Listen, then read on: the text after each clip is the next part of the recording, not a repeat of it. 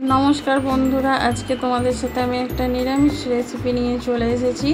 एकदम घरोया मशला दिए किन्तु आमी बानिये फेलबो এই রেসিপিটা।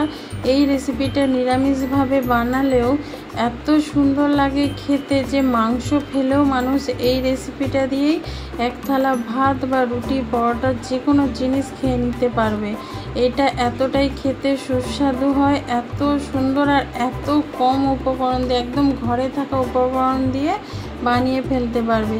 তাহলে কি বানিয়েছি, কিভাবে বানিয়েছি ভিডিওটা প্রথম থেকে লাস্ট পর্যন্ত দেখার অনুরোধ রইল। আমি সুস্মিতা রান্নাবান্নায় স্বাগত জানাচ্ছি। চলো দেখে নিই তাহলে আমি কি বানিয়েছি।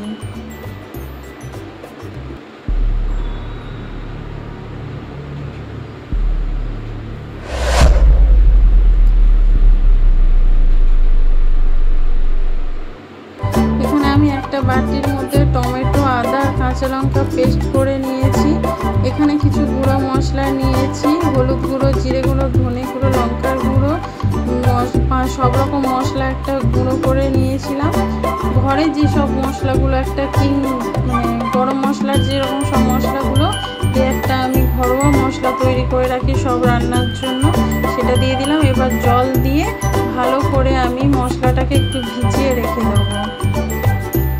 এখানে কড়াতে তেল দিয়ে দিচ্ছি, অল্প করে দেখো তেল দিয়েছি। এবার আমি সয়াবিনগুলো দিয়ে দিচ্ছি। সয়াবিনটা লাল লাল করে ভেজে নিতে হবে। সয়াবিনের মধ্যে নুন আর হলুদ দিয়ে আমি ভেজে নেব।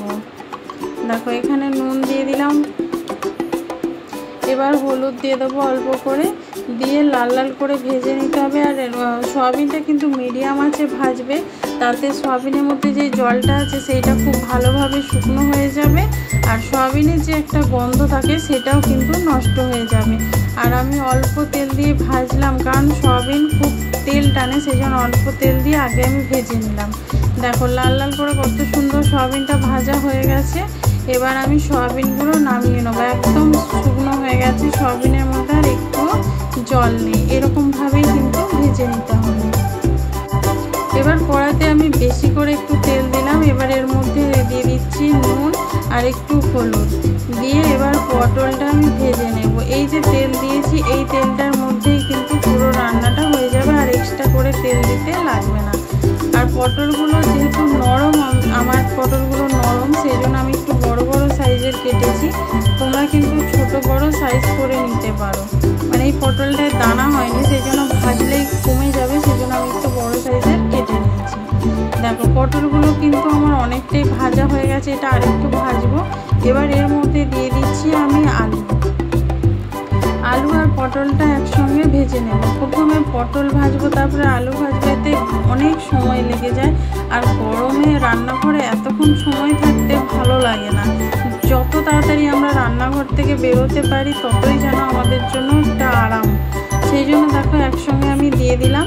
এবার আমি পটলটা একটু ভেজে নেওয়ার পরে দেখো পটলগুলো ভাজা হয়ে গেছে, এবার আমি নামিয়ে নেব। এবার আমি পটলগুলোকে খুন্তিতে করে একটা একটা করে আমি নিয়ে নেব।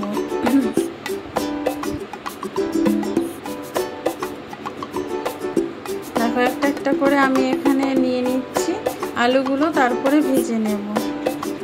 তোমরা এরকমভাবে পটলটা কিন্তু নিয়ে নেবে।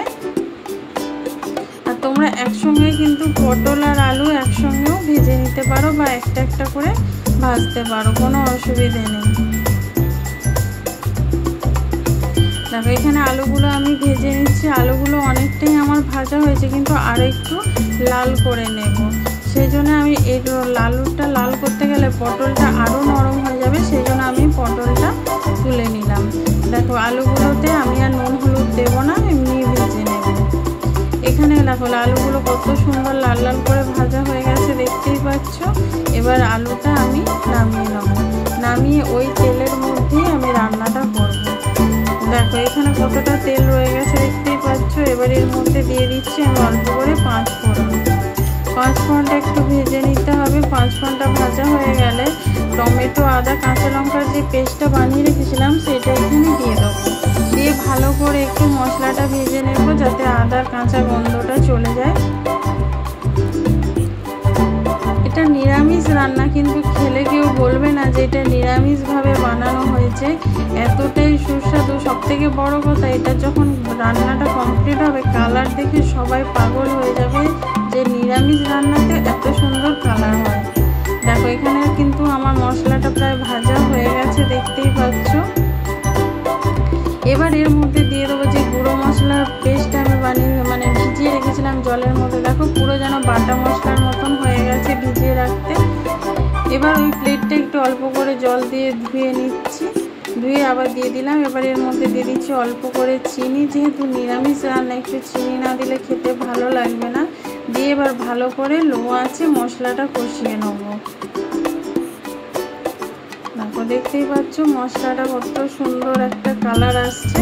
এটা যখন পুরোপুরি মশলাটা কষানো হয়ে যাবে তখন তোমরা দেখবে যে মশলার কত সুন্দর একটা কালার এসেছে। আর বন্ধুরা, এই যে জিরে গুঁড়ো, ধনে গুঁড়ো, লঙ্কার গুঁড়ো, এগুলো তো আমাদের বাড়িতেই থেকে থাকে। আর বন্ধুরা, আমি লঙ্কার গুঁড়োটা কিন্তু কাশ্মীরি লঙ্কার গুঁড়ো ব্যবহার করেছি, যেহেতু আমি আদা কাঁচা লঙ্কা বেটেছি সেজন্য ঝাল লঙ্কার গুঁড়ো এখানে দিলাম না।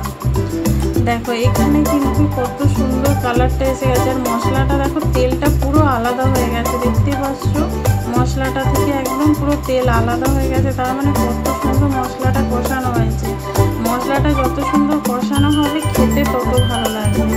এবার দিয়ে দিচ্ছি ভেজে রাখা আলু, পটল আর সয়াবিন।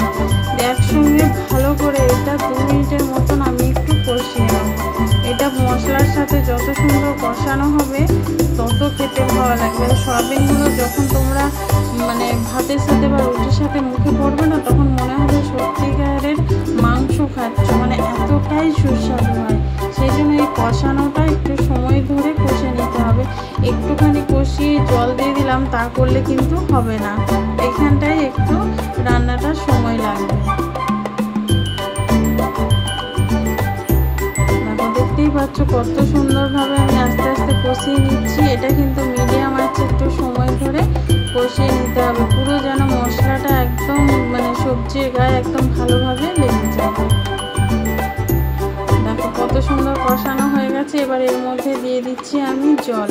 জলের পরিমাণটা তোমরা তোমাদের পছন্দ মতো দেবে, কতটা গ্রেভি রাখতে চাও। আমি এখানে এইরকম জল দিলাম, যেহেতু আলুটা সেদ্ধ হবে এখনও, সেই জন্য একটু বেশি করে জল দিলাম। এবার ভালো করে মিশিয়ে চাপা দিয়ে লো আঁচে আমি রান্নাটা করে নেব, যাতে আলুগুলো ভালোভাবে সেদ্ধ হয়ে যায়। দেখো বন্ধুরা, এখনও ঝোলটা ফুটেনি, কিন্তু কত সুন্দর কালার এসেছে। পুরো রান্নাটা কমপ্লিট হওয়ার পরে তোমরা দেখবে যে কত সুন্দর দেখতে লাগছে। দেখো বন্ধুরা, এখানে রান্নাটা দেখো প্রায় হয়েই গেছে। এখানে আলুগুলোও সব সেদ্ধ হয়ে গেছে। দেখো তোমাদের দেখিয়ে দিচ্ছি, আলুটা দেখো একদম পুরো গলে গেছে, আলুগুলো পুরো সেদ্ধ হয়ে গেছে। এবার এর মধ্যে দিয়ে দিচ্ছি আমি অল্প করে গরম মশলা, অল্প করে, এটা আমার বাড়িতে বানানো গরম মশলা। তারপরে দিয়ে দিচ্ছি আমি 1 চামচ ঘি। ঘিটা পুরোপুরি অপশনাল, তোমরা চাইলে দিতে পারো নাও দিতে পারো, যেহেতু নিরামিষ তরকারি সেজন্য একটু ঘিটা দিলাম আমি। দিয়ে এবার ভালো করে মিশিয়ে নেবো, আর ফোটাবো না, ভালো করে মিশিয়ে এবার চাপা দিয়ে রেখে দেবো রেস্টে 5 মিনিটের মতন। ঠান্ডা হলে তারপরে তোমাদেরকে আমি দেখাচ্ছি। যাতে চাপা দিয়ে রেখে দিলে ঘি গরম মশলার গন্ধটা পুরো তরকারির মধ্যে মিশে যাবে, আর খেতে এত সুন্দর লাগবে, গন্ধতেই পুরো একদম পাগল হয়ে যাবে। তো বন্ধুরা, কত সুন্দর লাগছে। এই ভিডিওটা যদি ভালো লেগে থাকে লাইক, কমেন্ট, শেয়ার করো। নতুন বন্ধু যারা দেখছো চ্যানেলটা সাবস্ক্রাইব করে বেল আইকনটা ক্লিক করে দিও। যারা ফেসবুক থেকে দেখছো তারা